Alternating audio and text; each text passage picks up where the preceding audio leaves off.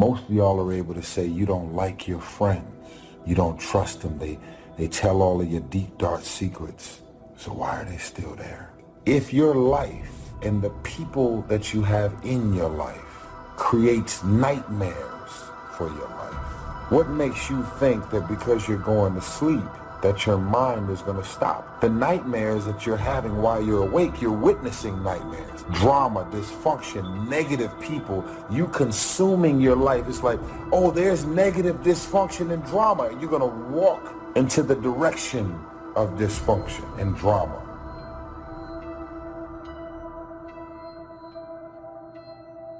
The number one thing that's going to change your life, the only thing that will change your life, change your business, change your money, is you must raise your standards. All of us in life have things we want. We don't get what we want. We get what we have to have. We all get what we tolerate. But when you're no longer willing to tolerate something, that's when your life changes. How much do you love yourself? You don't trust them. So why are they still there? So if you get rid of these things, people, and situations now, you get rid of the nightmares now, they're not going to have anything new to spread about you. You're in the new season of your life. I want you to win. I want you to get to the next level. People over and over again, they get so focused on what's next or another season or another space because there is this notion and this idea that somehow the grass is green over the fence on the other side. The grass is not greener on the other side. The grass is simply green where you choose to water the grass. Here's my advice to you today. Walk away from the 97%. Don't talk like they talk. Don't act like they act. Don't go where they go. Don't specialize in what they specialize in. Throw away the blame lists they cling to. Start you a new life. Don't let somebody sweep you into some contrary way to nature itself says, unless you labor. The miracle of the seed and the soil and the seasons and God and all the other stuff that's available, sunshine and rain, that's not available to you by affirmation. It is only available to you by labor. So labor well. Discipline yourself well. And you can have all the treasures you want.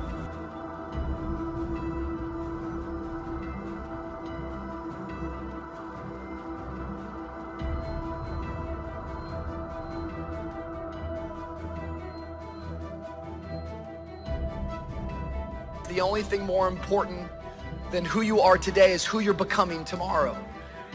How many of you know that where you're headed is more important than where you are? We choose a life of progression, not perfection. It's a phase. Life is a process. And the very fact that we're declaring that we are becoming also insinuates the fact that we are not there yet. If we're not careful, we will turn this concept of becoming into a destination. A lot of people are running around here trying to figure out what it is to be happy, what it is to be fulfilled, what it is to connect your life and the fulfillment of your life to something. Maybe if I get this, I'll be happy. Maybe if I get that, I'll be happy. Maybe if all of this were to happen by this timeline, by November, I'll be happy. Then you get to November, everything that you wanted and desired happens by November. Then you find yourself still feeling like you're chasing something. And it's like this never ending, it's almost like you're chasing your tail and you never reach it. I can't do this. It's just too much for me. It's too hard. I can't do this. I can't take it. And today I just want to tell you that you are stronger than you think you are. And I'm going to say that a good number of times, so I want you to let that get down on the inside of you. Take action. Not hasty if it isn't required, but don't lose much time. Here's the time to act. When the idea is hot and the emotion is strong. That's the time to act. You say, Mr. Rohn, I'd like to have a library like yours. See, if you feel strong about that, what you got to do is get the first book and then get the second book. Before the feeling passes and before the idea gets dim, action pronto, action immediate, action as soon as possible. Because if you don't, here's what happens. We call it the law of diminishing intent. We intend to when the idea strikes us. We intend to when the emotion is high. But now if you don't translate that into action fairly soon, now the intent starts to diminish. And a month from now, it's cold. A year from now, it can't be found. So act. Set up a discipline when the emotions are high and the idea is strong and clear and powerful. That's the time to set up the discipline. Somebody talks about good health and you're stirred. Say, right, I need to get a book on nutrition. Get the book before the idea passes and before the emotion gets cold. Go for the book. Start the library. Start the process. Fall on the floor. Do some push-ups. Action. Got to take action. Otherwise, the wisdom is wasted. Otherwise, the emotion soon passes. Unless you put it into a disciplined activity. Capture it. Disciplines is called how to capture the emotion and how to capture the wisdom and translate it into equity. Disciplines.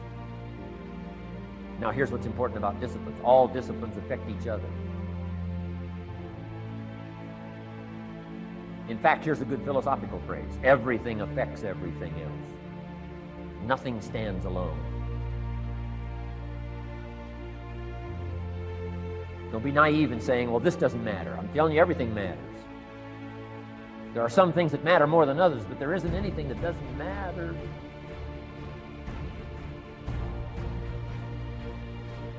We all pity the man who says, well, this is the only place I let down. Not true. Key to take home. Every letdown affects the rest of your performance. Every letdown affects the rest. This is part of the educational process on personal development. If you don't take the walk around the block, you probably won't do the apple a day. If you don't do the apple a day, you probably won't start building your library.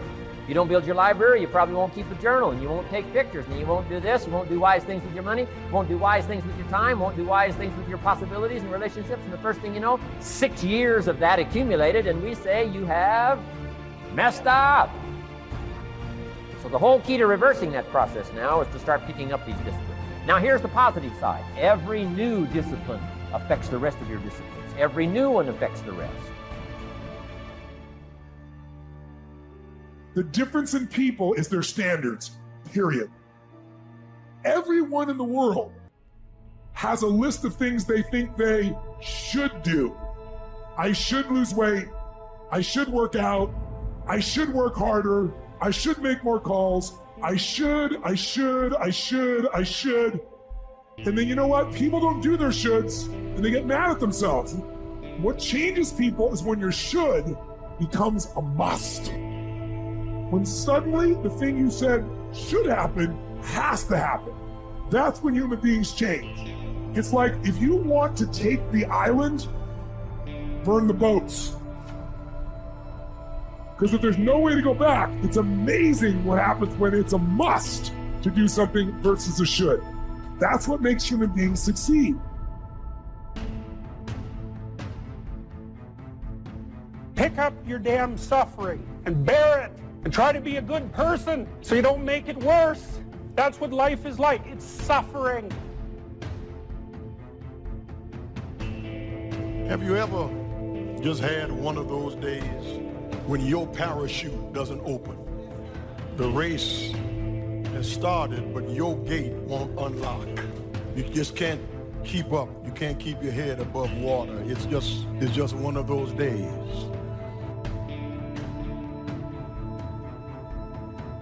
That's why action is so important. The least action, the smallest action. Take it.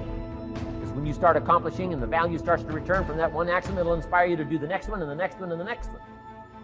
You start walking around the block, it'll inspire you to get an apple. Get an apple, it'll inspire you to get a book. Get a book, it'll inspire you to get a journal. Get a journal, it'll inspire you to grow, develop some skills. All disciplines affect each other. Every lack affects the rest. Every new affects the rest. The key is to diminish the lack and set up the new. And you've started a whole new life process. Also, one more thought on discipline. Here's the greatest value of discipline. Self-worth. Self-esteem. People are teaching self-esteem these days, but they don't connect it to disciplines. The least lack of discipline, and it starts to erode our psyche. One of the greatest temptations is to just ease up a little bit, right? The slightest lack of doing your best starts to erode.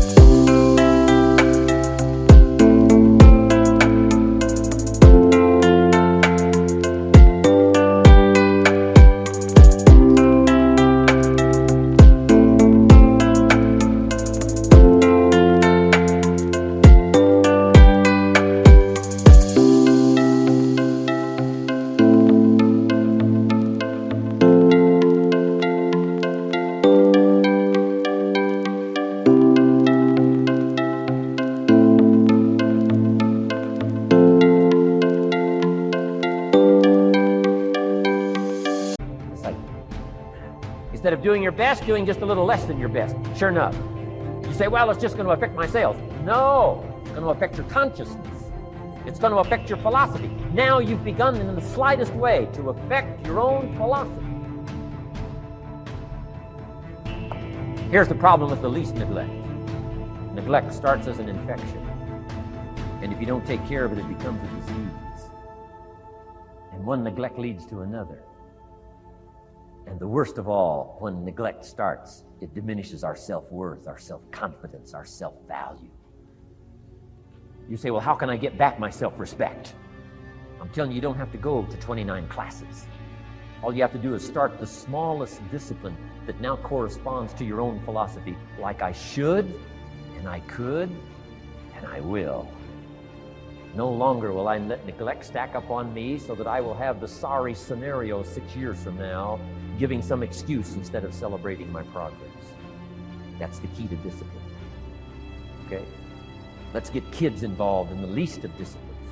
One more, and then one more, and then another one, and then another one, and then some more. And the first thing you know, you're starting to weave the tapestry of a disciplined life into which you can pour more wisdom and more attitude and more strong feeling, more faith and more courage.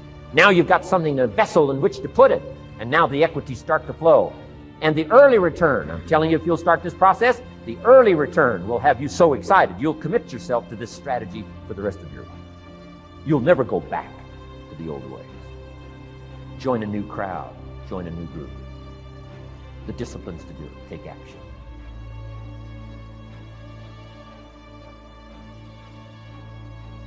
I recommended the last time I was here the little book, Richest Man in Babylon, and I said I've lectured now to over 3 million people in the last 33 years, and I've recommended this little book to almost all of them, I think. Guess how many have actually gone and got this little book? Answer, very few. My best guess is 10%. Such an easy thing to do. In that last seminar, right, I suggested this little book, number one, is easy to find. Number two, it's easy to buy. The most you can pay for it, $6, $7, $8. You can borrow that from your kids. And number three, it's easy to read. It's in story form. That's why I use it for teenagers, teaching them how to be rich by 40, 35 if you're extra bright, much sooner if you find a unique opportunity. But if it's easy to find and easy to buy, and if it's easy to read, why wouldn't everybody go get it? We don't know. What do you know? You don't know. I don't know. Nobody knows. Here's how profound it is. Some do and some don't. Now,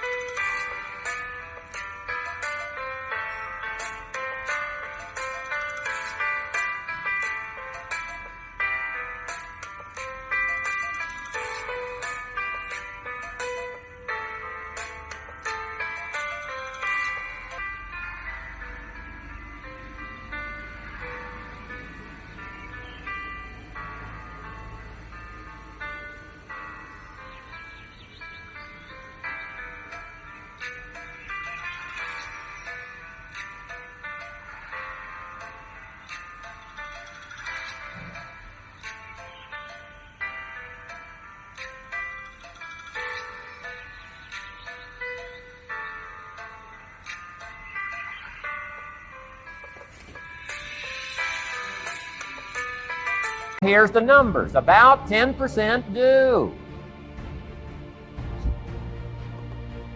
90% don't or won't. We don't know the mystery of that. And I'm telling you, 10 years from now, those numbers will still be the same. 10% will, 90% won't. The numbers don't change. Only the faces change. You're looking at one of the faces. I used to belong to the 90% who couldn't be bothered even if it was easy.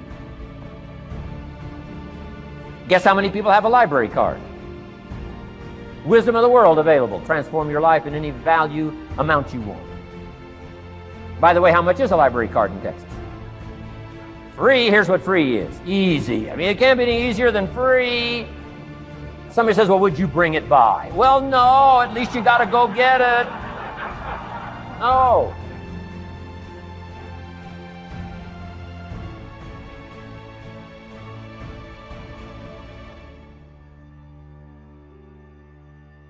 Credit goes to our awesome patrons who make videos like this one possible. Consider joining them to support our work. You can also support us by subscribing to our channel and clicking the bell button to get notified when our new videos are released. And as always, thank you for watching.